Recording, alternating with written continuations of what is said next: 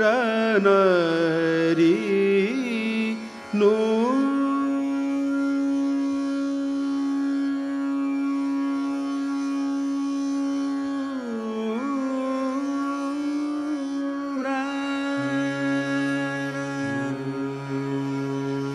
ri na rana ri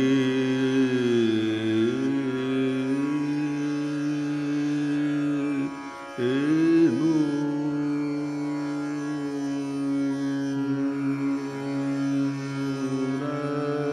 rana te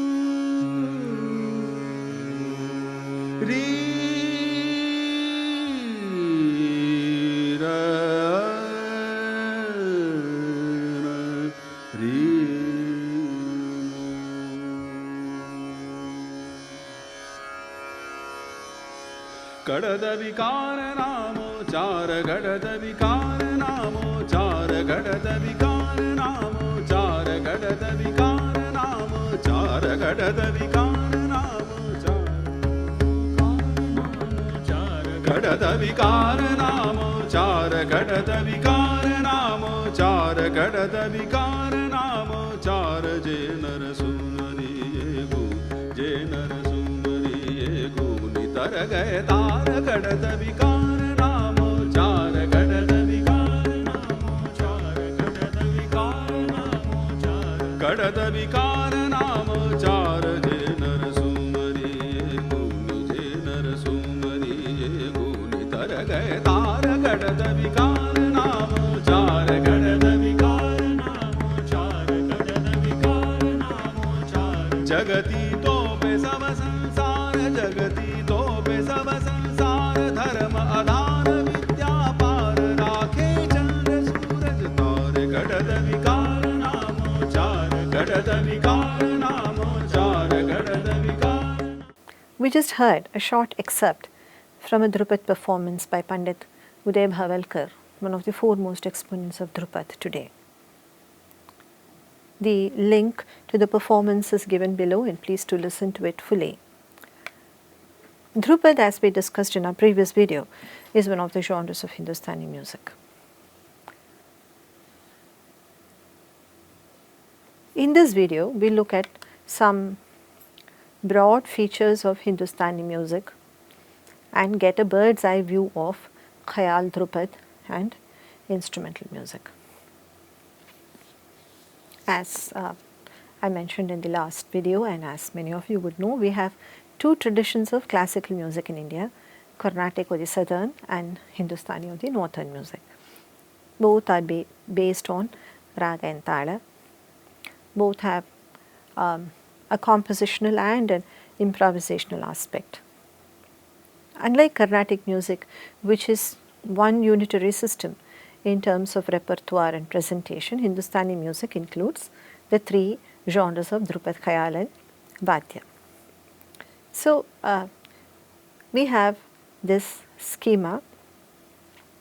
Indian classical music involves presentation of ragas using compositions set in Tala, characterized by various methods of improvisation.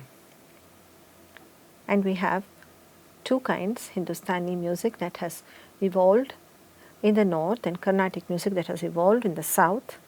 Carnatic music is a unitary system with shared repertoire, raga and tala and compositions. Hindustani music, which has the three genres of Dhrupad, Khayal and instrumental music, has a shared repertoire of ragas. These three genres share more or less a repertoire of ragas, though the talas are different.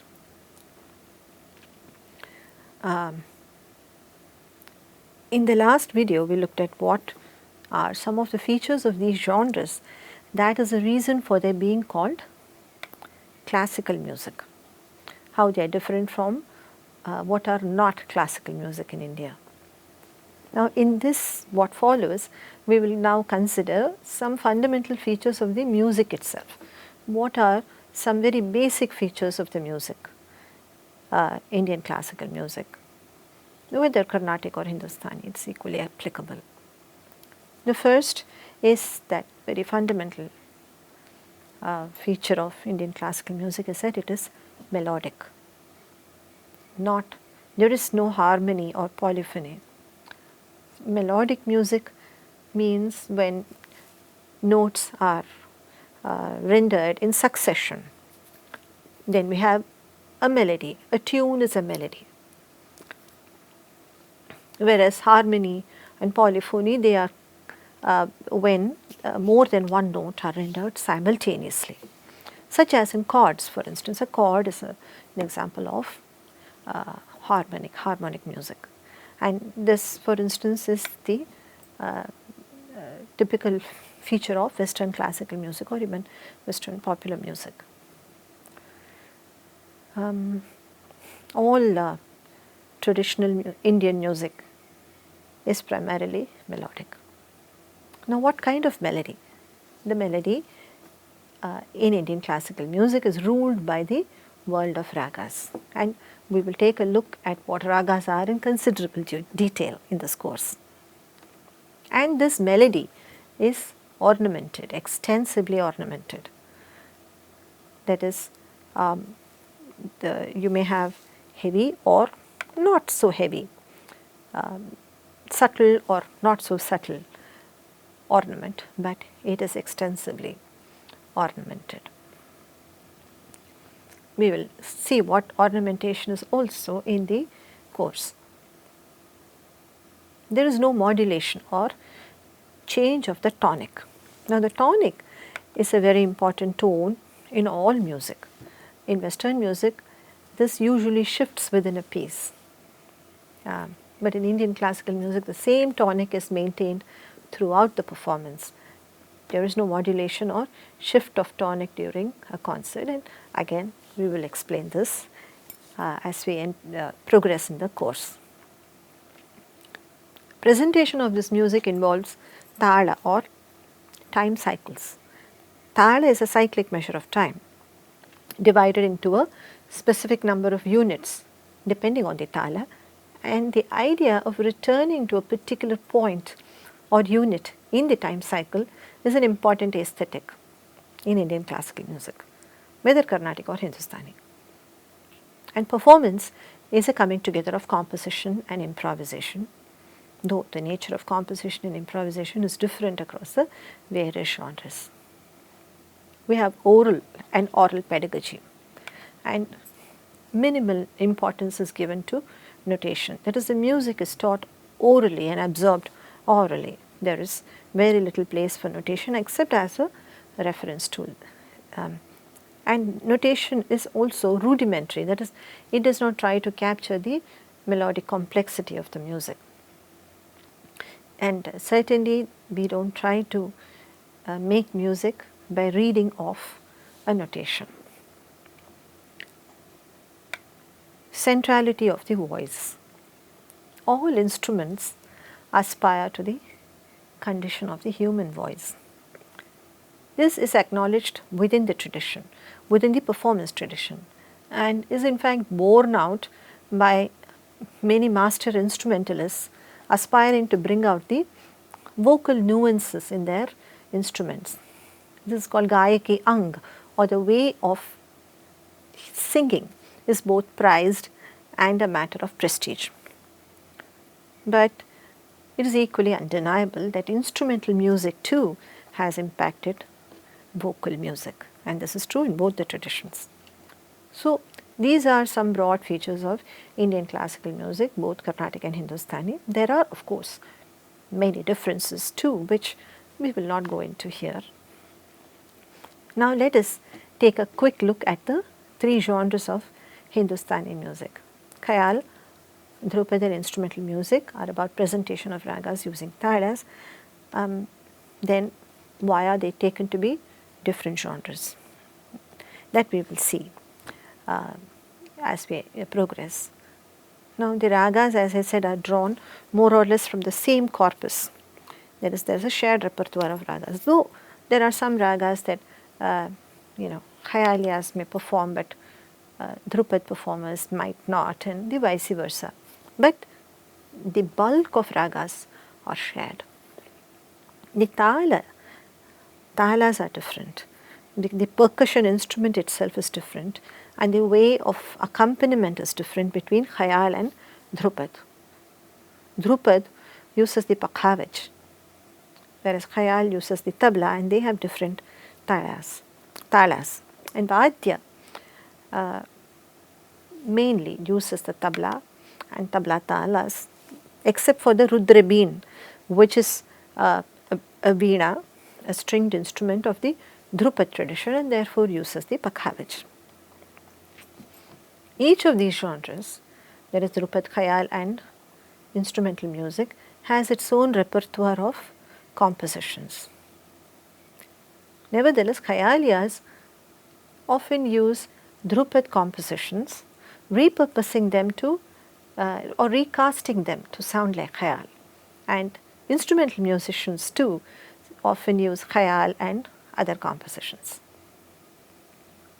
Improvisation is a common feature, but it is significantly different between Khayal and Dhrupad. The strategies employed, the technical and aesthetic challenges, they are all different. The textures of Khayal and Dhrupad are also different, primarily due to the ornaments employed, the relation between melody and time, as well as the method of the unfolding of the presentation. Both Dhrupad, Khayal and instrumental music, there is a progression from the very leisurely and open spaces between notes to great deal of density. So from the very slow to the very fast, there is a broad range of tempo in all three traditions. That is another thing that is common to all of them. So broadly then, all three, that is Dhrupad, Khayal and Vadya, are presentation of raga using Tala. They involve coming together of composition and improvisation. Pedagogy accords primacy to the oral method with very little notation. And as I said, there are important differences too. The compositional forms themselves are different, especially Dhrupad and Khayal compositional forms are different. The way they are set in Tala is different, the content of the lyrics is different, the kind of accompaniment is different, the methods, the strategies of improvisation are different. And we will go into more details about these forms later. But for now, we need to know that these three are interlinked genres, and the Tumri idiom, which I said, also presents an important aesthetic. Tumri is a lyrical idiom employing quick ornaments that create a lighter texture to the medium, very easily impactful. And though Tumri compositions are set in ragas, the raga itself is not the focus. The text and the emotion, the bhava are, and the music deviates from the raga in which the composition is set in very in stylized ways. Dhrupad, it is generally agreed, is the older form. In fact, a few centuries ago, Dhrupad was the monarch. Some very famous names in Indian music were Dhrupad performers. These are musicians like Swami Haridas, the great Tansen, Naik Gopal, Baiju and others. Compositions attributed to them are still vital parts of the Dhrupad repertoire. Khayal gained prominence as a different new style, as a genre that was different from Dhrupad.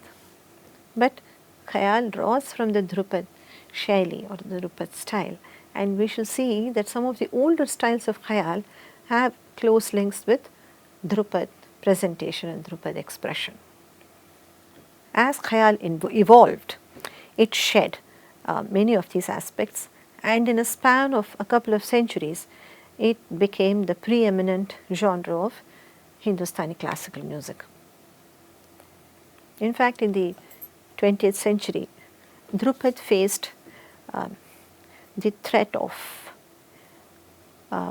dying out, of extinction, but it received a second lease of life primarily because of a deep interest in this form, this sophisticated sound that European listeners and West in general evinced.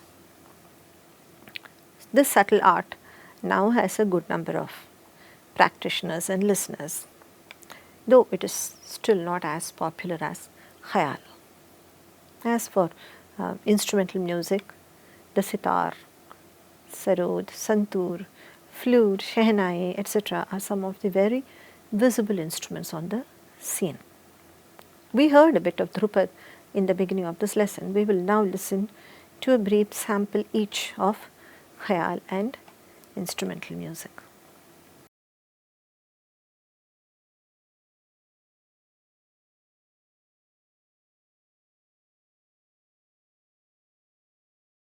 Thank you.